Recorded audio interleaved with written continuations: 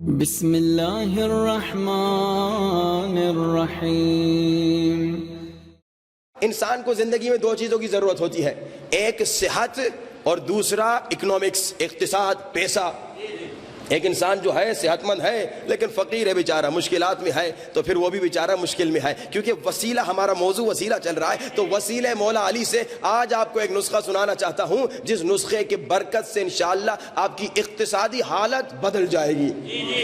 آپ کا اکنومیکل جو انشاءاللہ حال ہوگا وہ بہت اچھا ہو جائے گا، لیکن شرط یہ ہے کہ آپ اس پہ عمل کریں۔ وہ ڈاکٹر صاحب کے پاس ایک شخص گیا اور ڈاکٹر صاحب نے اسے وہ نسخہ لکھے دیا، اور اس نے وہ نسخہ گھر میں جا کے رکھ دیا، بلکہ جیب میں ساتھ بھی رکھتا تھا، اور 6 مہینے تک رکھتا گیا لیکن وہ ٹھیک نہیں ہوا۔ ڈاکٹر صاحب وہ نسخہ آپ نے جو بتایا تھا اس سے میں ٹھیک نہیں ہوا۔ تو ڈاکٹر نے کہا تم نے کیا کیا؟ کہا وہ نسخہ جیب میں رکھا ہوا ہے، حفاظت سے رکھا ہوا ہے، لیکن نہ دوائی خریدی اس سے، نہ دوائی استعمال کی، تو کیا ٹھیک ہوگا؟ نہیں ہوگا نا۔ خالی جیب میں رکھنے سے، اسی طرح خالی سننے سے کوئی فائدہ نہیں ہوگا۔ اتنا فائدہ ضرور ہوگا کہ پیوریفیکیشن ہو جائے گی آپ کے سول کی، اتنا فائدہ ضرور ہو جائے گا کہ شیطان تھوڑی دیر کے لیے دور ہو جائے گا، نفس امارہ تھوڑی دیر کے لیے دور ہو جائے گا۔ یہ نہ سمجھیے کہ مجلس میں آنے سے آپ کو کوئی فائدہ نہیں مل رہا، یقیناً مجلس میں جو ابھی آپ بیٹھے ہوئے ہیں آپ کو بے نہایت فائدہ مل رہا ہے، بے نہایت فائدہ مل رہا ہے، لیکن اگر آپ چاہتے ہیں کہ عظیم ترین، اعلیٰ ترین فائدے حاصل کریں تو پھر جو سن رہے ہیں اس پر عمل بھی کریں۔ ایک شخص انجینئرنگ پڑھنے گیا، اب وہ 2 سال 4 سال پڑھ رہا ہے، 5 سال اس نے پڑھ لیے، 6 سال اس نے پڑھ لیے، اب پریکٹیکل لائف میں جب وہ پریکٹس نہیں کرے گا تو آپ کو کیا لگتا ہے وہ ماہر بنے گا؟ ایک ڈاکٹر ہے، 7-8 سال اس نے پڑھ لیا، پڑھنے کے بعد اپنی فیلڈ کو چھوڑ کے دوسری فیلڈ میں چلا گیا، اپنی فیلڈ میں پریکٹس نہیں کی، کیا وہ ماہر ڈاکٹر بنے گا؟ نہیں بنے گا نا۔ تو آپ بھی، آپ کی فیلڈ عزاداری امام حسین ہے، آپ کی فیلڈ عزاداری امام حسین ہے۔ 10 سال 20 سال 40 سال 50 سال اس فیلڈ میں آپ سن رہے ہیں، پڑھ رہے ہیں، مگر پریکٹس نہیں کریں گے تو کیا ہوگا؟ ماہر نہیں بنیں گے اپنی فیلڈ میں۔ جیسے میں نے کہا ابھی تک نرسری میں ہیں بہت سارے لوگ، نرسری سے اٹھیے، آپ کو تو 22 سال میں 25 سال میں پوسٹ ڈاکٹریٹ ہو جانی چاہیے علم اہل بیت میں۔ یہ یونیورسٹی ہے اہل بیت کی، جو سنتے ہیں اس پر عمل کریں۔ اب آپ کو ایک اقتصادی نسخہ بتاؤں اور پھر موضوع کو آگے لے چلیں۔ کمال کا نسخہ مولا حسین علیہ السلام، صلوات پڑھی باواز بلند۔ مولا فرماتے ہیں کہ میں بیٹھا ہوا تھا بابا علی کے ساتھ اور ایک شخص آ گیا، اس نے کہا کہ مولا علی میں مالی لحاظ سے بہت کمزور ہوں، اگر کوئی دعا، کوئی نسخہ بتا دیں تو میری مالی حالت اچھی ہو جائے۔ تو پاکستان میں اکنومیکل کرائسس بہت زیادہ ہے، ہر چیز مہنگی ہو گئی ہے، ہر انسان پریشان، کمال کا نسخہ۔ اچھا، انہوں نے کہا کہ میں مجبور ہو گیا ہوں، میں فقیر ہو گیا ہوں، مسکین ہو گیا ہوں، کوئی نسخہ بتائیے۔ تو امام نے کہا کہ ختم استغفار، یہ 70 آیتوں پر مشتمل ایک دعا ہے، تقریباً دعائے کمیل سے ملتی جلتی ہے، بلکہ دعائے کمیل سے مجھے تو زیادہ گہری دعا نظر آتی ہے۔ بڑے پیارے انداز سے مولا نے اس میں توبہ کرنا سکھایا ہے، کہا کہ نماز فجر کے بعد پڑھو یا نماز مغرب عشاء کے بعد پڑھو، سونے سے پہلے، یعنی دن میں کہیں کسی اور ٹائم پہ بھی پڑھ سکتے ہیں۔ تقریباً ہم کو پڑھنے میں 1 گھنٹہ 10-20 منٹ لگتے ہیں صرف پڑھنا، آپ لوگوں کو شاید 2 گھنٹے لگ جائیں، کیونکہ یہ ہماری زبان پہ عادت نہیں ہوئی ابھی اس دعا کی نا، تو اس میں تھوڑا ٹائم لگتا ہے۔ اور 1 سال تک مولا نے کہا پڑھو، 1 سال کا نسخہ ہے، دن میں 1 مرتبہ ہے، سمجھیے 1.5 گھنٹہ آپ نے لگانا ہے۔ اب آپ کہیں گے مولانا صاحب 1.5 گھنٹے کا ٹائم ہمارے پاس کہاں ہے، لیکن اب سنیے کہ آپ کو ملنے کیا والا ہے۔ جب آپ کو ایک بہت عظیم چیز ملنے والی ہے تو پھر آپ انویسٹمنٹ بھی بڑی کریں گے۔ جب آپ بزنس کبھی کہیں کرتے ہیں تو آپ 1 روپیہ لگائیں گے تو آپ کو 10 روپیہ ملے گا، لیکن اگر آپ 10,000 روپیہ لگائیں گے تو کیا ہوگا؟ آپ کو 10 لاکھ مل سکتا ہے۔ اسی طرح اگر آپ 10 لاکھ لگائیں گے تو آپ کو 10 کروڑ مل سکتا ہے۔ مرضی آپ کی، جتنا آپ کمانا چاہیں اتنی آپ محنت کریں۔ اب یہ نسخہ ہے 1 سال کا۔ مولا حسین فرماتے ہیں یہ شخص دوسرے سال بابا علی کے پاس آیا اور اس نے کہا یا علی، پیسہ اتنا بڑھ گیا ہے اب پتہ نہیں رکھوں تو کہاں رکھوں، گائے بھینسے مال مویشی اتنا بڑھ گیا ہے اب میں کنٹرول نہیں کر سکتا، حفاظت نہیں کر سکتا، اتنا میں امیر بن چکا ہوں 1 سال میں۔ اور یہ اتنا پاورفل نسخہ، کیونکہ دیکھیے نا استغفار کیا ہے۔ استغفار علماء کہتے ہیں مسلسل توبہ کرو، استغفار کرو، استغفار کے متعلق ایک واقعہ ملتا ہے۔ ایک مرتبہ ابن عباس مولا علی کے ساتھ بیٹھے ہوئے تھے، تو ایک شخص آیا، اس نے کہا کہ یا علی بچے نہیں میرے پاس، اولاد نہیں، تو مجھے کوئی نسخہ دیجئے۔ مولا نے کہا استغفار کرو۔ پھر دوسرا شخص آیا، اس نے کہا مولا غریب ہوں، فقیر ہوں، پیسہ نہیں ہے، کوئی نسخہ دیجئے۔ مولا نے کہا استغفار کرو۔ پھر تیسرا آیا، اس نے کہا مولا امیر ہوں، زمینیں ہیں مگر اس میں کاشتکاری کے لیے پانی نہیں ہے، تو مولا نے کہا جاؤ استغفار کرو، پانی مل جائے گا۔ تیسرا آیا، اس نے کہا سب کچھ ہے مگر درختوں میں پھل نہیں نکل رہے، مولا نے کہا جاؤ استغفار کرو، تمہارے درختوں میں پھل نکل کے آ جائیں گے۔ 4-5 لوگ آئے، مولا نے نسخہ سب کو ایک ہی دیا۔ اب ابن عباس نے حیران ہو کے یا مسکرا کر کہا کہ مولا مریض 4-5 نسخہ سب کو ایک، مریض 4-5 نسخہ سب کو ایک دے دیا۔ مولا نے کہا قرآن میں سورہ نوح میں اللہ نے کہا ہے اولاد چاہیے تو استغفار کرو، رزق چاہیے تو استغفار کرو، زمین میں رزق میں برکت چاہیے تو استغفار کرو، بارش چاہتے ہو آ جائے تو استغفار کرو، تمہارے درخت آباد ہو جائے چاہتے ہو تو استغفار کرو۔ اللہ قرآن میں کہہ رہا ہے استغفار کیا ہے۔ اکثر لوگ کہتے ہیں مولانا صاحب بڑی مشکلات ہو گئی ہیں، ہم سے پتہ نہیں کیا امتحان ہو رہا ہے۔ اکثر لوگ جب مشکلات آ جاتی ہیں نا وہ خود کو امام نبی سمجھتے ہیں، کہتے ہیں ہاں ہم سے بڑا امتحان ہو رہا ہے۔ امتحان کوئی نہیں ہوتا۔ ہمارے استاد کہتے ہیں، ان کی بڑی کمال کی گہری ریسرچ ہے، کہتے ہیں کہ بیٹا امتحان صرف انبیاء اور اماموں سے ہوتا ہے، ہم جو بندے ہیں نا غیر معصوم بندے، ہم سے امتحان نہیں ہوتا۔ یہ جو بیماریاں آتی ہیں، یہ جو مشکلات آتی ہیں، یہ جو تکلیفیں زندگی میں آ جاتی ہیں نا، یہ اللہ کا ڈنڈا ہوتا ہے۔ یعنی کہیں ہم نے کسی کی غیبت کی ہوگی، کہیں جھوٹ کہا ہوگا، کہیں کسی کا دل دکھایا ہوگا، کہیں کوئی حرام کھایا ہوگا، کہیں کسی کو تکلیف دی ہوگی، کہیں کسی کے ناموس کو دیکھا ہوگا، جس کی ہمیں بہت بڑی سزا جہنم میں ملنے والی تھی، کیونکہ اللہ نہیں چاہتا اس کا بندہ جہنم میں جلے، کیونکہ جہنم کی آگ دنیا کی آگ سے 40 یا 70 گنا زیادہ گرم ہے۔ تو اللہ کیا کہتا ہے، اسے یہی سزا دے کے صاف کر دوں۔ یہ اللہ کا کرم ہے۔ تو اسی لیے علماء کہتے ہیں، اسی لیے ائمہ اطہار کہتے ہیں استغفار کرو، استغفار کرو تو امیر بن جاؤ گے، استغفار کرو تو مالدار بن جاؤ گے، استغفار کرو تو وہ سارے راستے جو بند ہو چکے ہیں نا، جو بندشیں تمہاری زندگی میں آ گئی ہیں، وہ کھل جائیں گی۔ استغفار کا ایک اور نسخہ بھی ہے، وہ انشاءاللہ آگے کسی دن سناؤں گا۔ میں نے پچھلے سے پچھلے سال 2 سال 3 سال پہلے ڈی جی خان میں وہ نسخہ سنایا تھا۔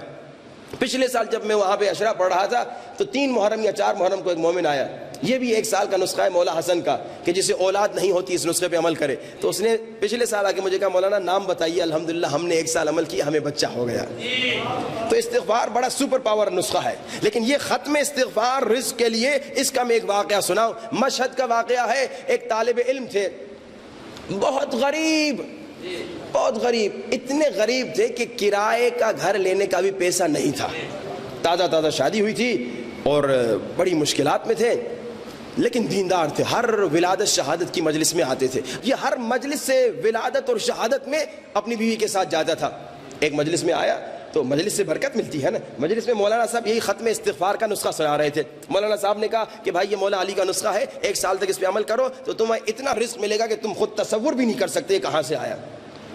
اس نے اپنی بیگم کو کہا بیگم دیکھو ہم ہیں ویسے غریب، تازہ شادی بھی ہوئی ہے، کوئی سپورٹر بھی نہیں، نہ ماں باپ پیسے والے، نہ ہم پیچھے سے زمیندار، تو ایسے کریں کہ اسی نسخے پہ عمل کرتے ہیں، مولا علی کا نسخہ ہے تو یقیناً ہمیں عطا ہوگی۔ دیکھیں وہ یقین والی بات یاد ہے نا، کہ یقین کے ساتھ مانگو گے تو عطا ہوگی۔ ان کو یقین تھا کہ ہم اس پہ عمل کریں گے تو مولا عطا کر۔ انہوں نے کہا کہ ہو نہیں سکتا کہ کوئی کریم کے در پہ جا کے مانگے اور کریم خالی ہاتھ لوٹا دے۔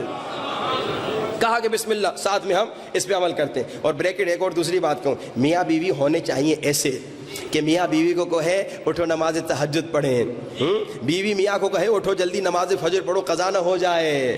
میاں بیوی ایسے نہ ہو جو آپس میں بیٹھ کے غیبتیں کریں، گناہ کریں اور غلط بیانیاں کریں، فتنے فسادات کرائیں۔ نہیں، میاں بیوی ایک دوسرے کو مدد کریں کہ دین میں آگے بڑھیں۔ میاں بیوی ہمارے یہاں کیسا ہے، کیا ان کا ماحول ہے؟ جب آپس میں بیٹھتے ہیں، فلاں پڑوسن کا پتہ ہے بچہ بھاگ گیا، فلاں پڑوسن کی بیٹی پتہ ہے اس نے یہ کام کیا، یہ ایسی بیکار کی بکواس باتیں کرتے ہیں میاں بیوی۔ آپس میں بیٹھو تو کوشش کرو ایک دوسرے کو دینی معاملات میں آگے بڑھاؤ۔ یہ غیبتیں کر کے تمہیں کیا ملے گا، یہ فتنے فسادات کرا کے تمہیں کیا ملے گا؟ لیکن جب ختم استغفار مل کے کرو گے تو دیکھو کیا ملے گا۔ اب انہوں نے ختم استغفار شروع کیا تو 3 یا 4 مہینے انہوں نے اس پہ جب عمل کیا تو ایک جشن ہوا، کیونکہ ہر جشن میں یہ جاتے تھے۔ تو اس نے کہا بیگم چلو جشن ہے مولا کا۔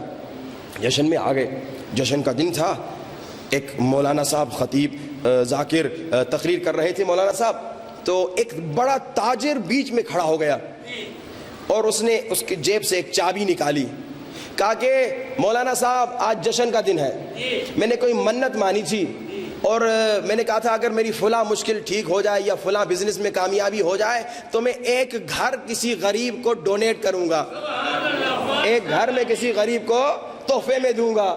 تو مولانا صاحب میں تو کسی کو جانتا نہیں ہوں, لیکن کیونکہ آپ بہت سارے لوگوں سے کنیکٹڈ ہیں تو میں ایک نیا نیو فرنش اپارٹمنٹ کی چابی آپ کو دیتا ہوں, آپ جسے چاہے دے دیں. اب نہ وہ تاجر اس طالب علم کو جانتا تھا نہ یہ مولانا اس کو جانتا تھا, لیکن پورے مجمع میں نہ جانے کیا ہوا, اس عالم دین کے ذہن میں یہ خیال آیا کہ اس کی نظریں صرف اسی طالب علم پہ پڑی. بھائی اتنے سارے لوگ بیٹھے ہوئے ہیں, میں ان کو بھی دیکھ سکتا ہوں, ان کو بھی دیکھ سکتا ہوں, وہ ادھر بیٹھے ہوئے ان کو بھی تو دیکھ سکتا ہوں, لیکن اچانک سے میں ایک کو دیکھوں اور اس کو کہوں کہ بھائی یہ لو تمہارا, تو بھائی یہ میں نے اپنی طرف سے کچھ مجھے آیا ہے ذہن میں, ایسے اپنی طرف سے تو میں نے نہیں کہا کہ چلو اس کو دیتا ہوں. مولانا صاحب نے پورے مجمع میں دیکھا اور اچانک سے نظر اسی طالب علم پہ پڑی جو بہت غریب تھا, 3-4 مہینے ہوئے تھے اس نے اس پہ عمل کیا تھا. مولانا صاحب نے کہا بیٹا تمہارے پاس گھر ہے؟ کہا نہیں قبلہ گھر نہیں ہے. کہا بیٹا یہ گھر تمہارا, اور مولانا نے اسے گھر دے دیا. 4 مہینے میں رزلٹ مل گیا, لیکن ایک وجہ کیا تھی کہ ان کو یقین تھا, اور دوسری وجہ کیا تھی؟ دوسری وجہ عمل تو وہ تو ہے ہی, عمل تو ہونا ہی ہے, لیکن دوسری وجہ یہ تھی کہ عمل کے ساتھ انہوں نے اپنے 7 اعضاء کو گناہ سے بچایا تھا. ایسا نہ ہو کہ کل آپ کہیں مولانا میں نے 1 سال اس نسخے پہ عمل کیا اور مولانا مجھے تو کچھ نہیں ملا. آپ گھر کی بات کر رہے ہیں, مجھے تو وہ ایک گاڑی بھی نہیں ملی. کیوں نہیں ملا؟ کیونکہ آپ نے یا آنکھ سے گناہ کیا, یا کان سے گناہ کیا, یا زبان سے گناہ کیا, یا ہاتھ سے گناہ کیا, یا پاؤں سے گناہ کیا, یا پیٹ میں حرام گیا. آپ کو بتایا اگر آپ کے پیٹ میں حرام جائے, ایک لقمہ حرام سے 40 دن تک دعا قبول نہیں ہوگی. ایک چھوٹا جھوٹ بولتے ہیں, کتنا مزہ آتا ہے, ایک چھوٹے جھوٹ بولنے میں کتنا مزہ آتا ہے. بعض لوگ کہتے ہیں مذاق میں جھوٹ بول رہا ہوں, کتنا مزہ آتا ہے آپ کو. ایک جھوٹ بولا 40 دن تک دعا قبول نہیں ہوتی. اچھا, اور پھر غیبت کا کمال کیا ہے؟ کمال اس لیے کہہ رہا ہوں کیونکہ تباہی ہے. غیبت کی تباہی یہ ہے کہ آپ نے کسی کی غیبت کی, آپ کے جتنے اچھے نیک اعمال ہیں اس کے اکاؤنٹ میں, اور اس کے جتنے برے اعمال ہیں آپ کے اکاؤنٹ میں. اب پھر بھی غیبت کرنی ہے تو بسم اللہ کرتے رہیے.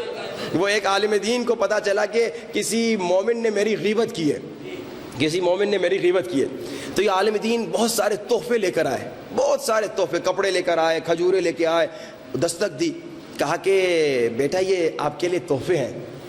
اب وہ شرما بھی رہا تھا کہ میں نے تو ان کی کل غیبت بھی کی ہے اور یہ میرے لیے تحفے لے کر آئے. کہا کہ مولانا صاحب یہ تحفے کیوں دے رہے ہیں؟ کہا اصل میں تو نے مجھ پہ بڑا احسان کیا ہے. کہا کیا احسان کیا ہے؟ کہا روایت بتاتی ہے کہ جب کوئی کسی کی غیبت کرتا ہے نا تو تمہارا ثواب جو ہے نا اس کے پاس چلا جاتا ہے, تو تو نے میری غیبت کی تھی, تمہارا ثواب میرے پاس آ گیا ہے, تو میں اس ثواب کا شکریہ ادا کرنے آیا.